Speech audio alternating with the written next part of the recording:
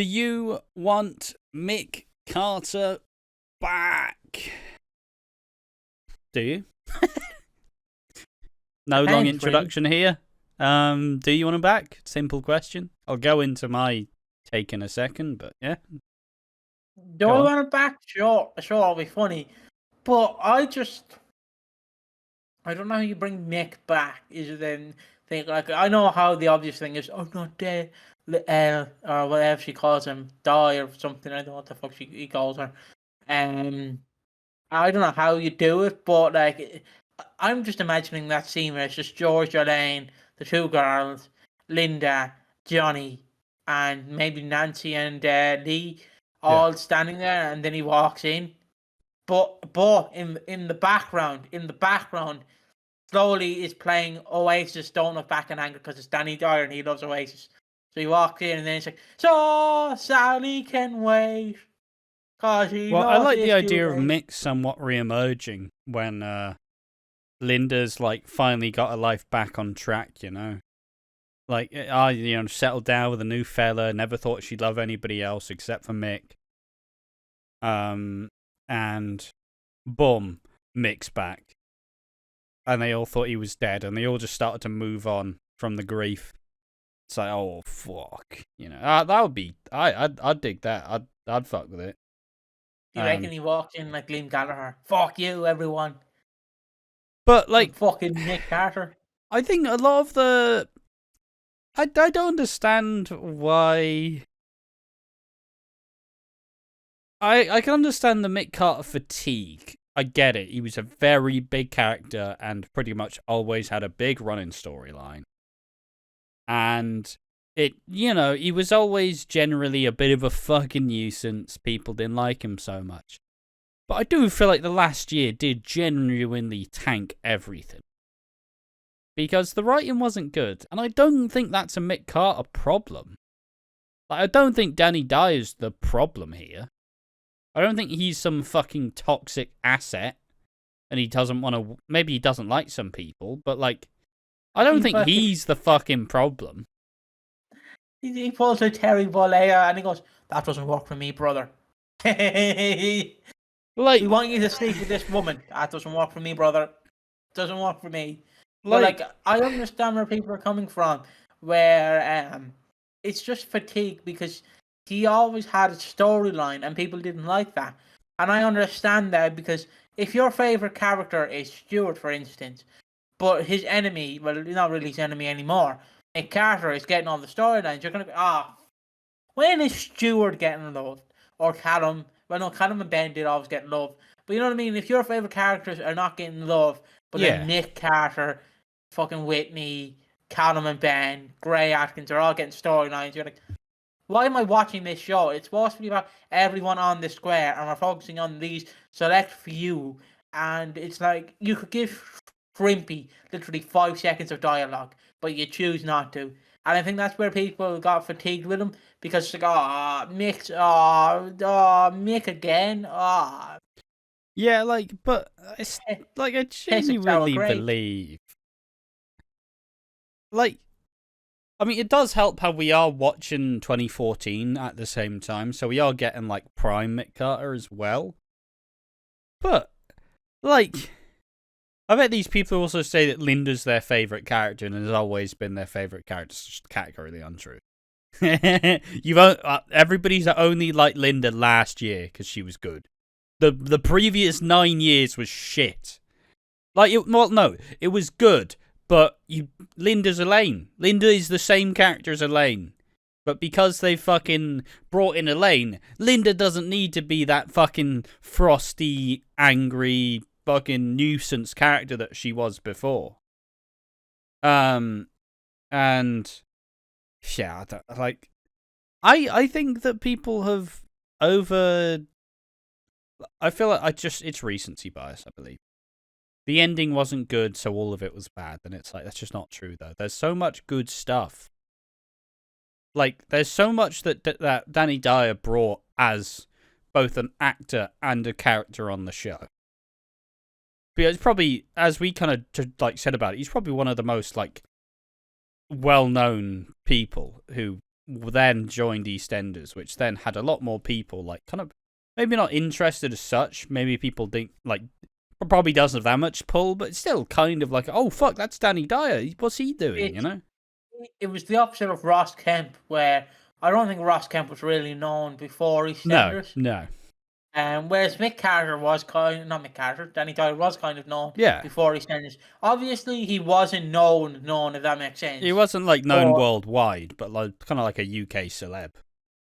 Yeah, basically. He was in, like, GTA as well, San Andreas, and Vice City, which I would say is, which, you know, I know people shit on video games, but you have to admit, being an up-and-coming celebrity in 2002 and 2004, being in those games... I mean, he was the token Cockney, like, you know, as usual his role. And he's also in Football Factory. He had his own TV shows. Before then, obviously, the one I always go to is the one with the two football clubs. And it's like, that fucking atmosphere here, it's fucking electric. These two clubs hate each other. And then it just pans to some fat guy eating a cheeseburger. So he always fucking me. I remember watching a documentary series he did where he went to a town and, like, it was the idea that all these statues were, like, satanic or some shit. And he's like, oh, this is fucking freaking me out. And he had that, like World's Hardest Men, where he'd, like, go interview these bastards, and he, like, one of them smacked him, and he's like, fucking hell. It's Jesus. I thought I was gonna die. Like, obviously, one of my favorite Danny Dyer fucking memes is the one where it's like, it's like, when Susie from Susie333 says, stop invading Ukraine, and then it's like, Putin, I'm fucking shitting myself here. I don't know what I'm getting myself into here. And it's like, Danny Dyer, and like, I'm fucking shitting myself. I love all the Danny Dyer memes, because he is a meme. He is basically a meme for people who don't know. Like, he fucking, we always shit on him, but he is so funny. Like, like, he has that aura around him where you look at him and you go, you're a fucking tool. But you love him.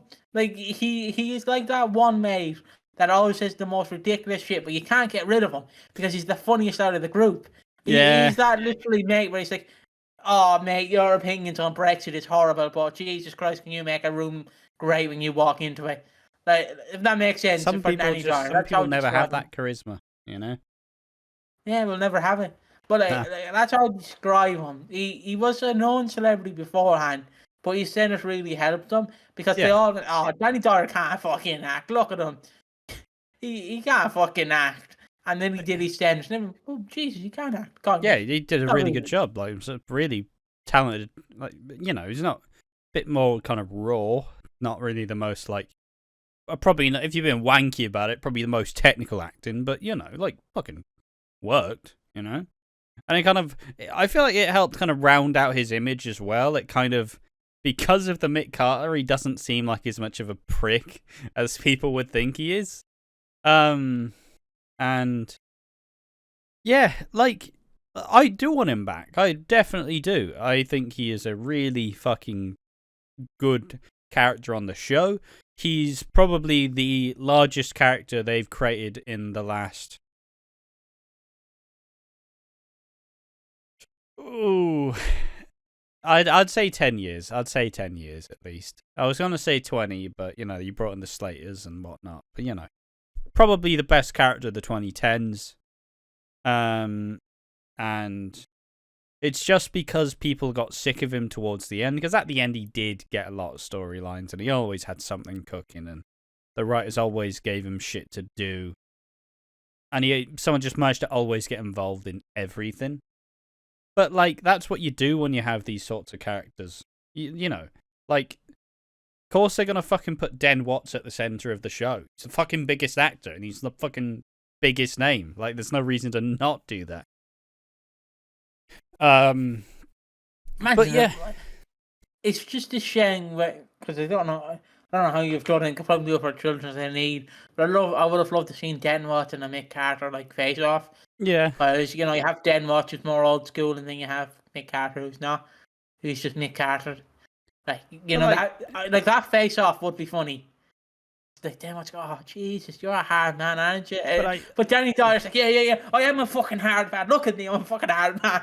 He's believing himself. He's like fucking hyped. Like, I can't believe Leslie Grantham saying this about me. I'm a hard man. I didn't mean it. That's how I like to imagine it would work. Yeah. But generally, like, I disagree with this state. I don't think he was hogging all the storylines, though. No, he wasn't. It's just been your favourite. You could, like, you're telling me, right, let's say Watching Walford got successful and they suddenly went, like, you know, let's say we have an agent, we have a producer. It's like, okay, we've got a new fucking co-host for you, but he only wants to work with one of yous. And then say it's like fucking, I don't know, anyone. Say it is Danny Dyer. Whoever's getting replaced is like, fair enough. Like, Probably. Like, ultimately, you'll just be like, yeah, fair enough. Can't really win that one, can I? It's like, it's like all the jokes about wrestlers where it's like, oh, you know, this is an open challenge, and then like, fucking The Undertaker comes out, and it's like, great. I've lost. Like, that's just generally who he is. Like, it's just funny. Like, you can't even be upset at this point because he wasn't even like. Look, if you want to get upset, like, just think of all the characters who had the big storylines and all the characters who have chilled the fuck out over the last like year. Like, Whitney has had about 2 storylines. Ben's had like 2. Gray's gone. I don't even know who else was a big fucking character, but like, point being, we needed a change of the writers. And we needed a change of like scenery for the show to flourish. And it has. And just like how people are like, I don't want to see Sharon and Phil again because it was shit. And it's like, yeah, but we haven't seen it under the new direction though, have we? Like, I didn't ever think I'd like Denise or Kim. But under the new writers, they're fucking great. Love them. Fantastic characters. Amazing. I genuinely despised Linda for the last 9 years. Till 2023. Now she's actually one of the better characters on the show and is established as that fucking big deal. Because she is a big deal. She's a big character. But yeah, I just fucking... Obviously, the way for Mick to return is just take it like the Talking Walford video did, where they're just chilling with Aunt Babe in a caravan, being manipulated and controlled. You know? And eventually Shirley finds out, has a showdown with Aunt Babe. Aunt Babe dies, brings back Mick to the square, and slowly as he sees his home, you know, just have him kind of like regain his memory and kind of. I assume that like Aunt Babe is manipulative and controlling, so like, you know, she fucking probably would have like just said that, you know, like, oh, Linda corrupted you, you know, Shirley, she was never good enough for you. Just, you know, like, do something like that. Or, as said before, Talking Walford's idea, not mine. Is Ash's idea. But yeah, there we are. The question now extends to you, the audience. Do you want Mick Carter back? Make sure to comment on the video discussing this, and like the video, and subscribe to Watching Walford. And, as a whole, go ahead and join the Discord, or go over to the wrestling channel, One More Match 182. And finally, if you want to pledge to us financially, we have a Patreon, a Coffee, and a Discord, where you can pick between a one-time donation or a monthly donation. So, that being said, thank you for watching the video. Make sure to join us in the next one. See you then. Bye-bye.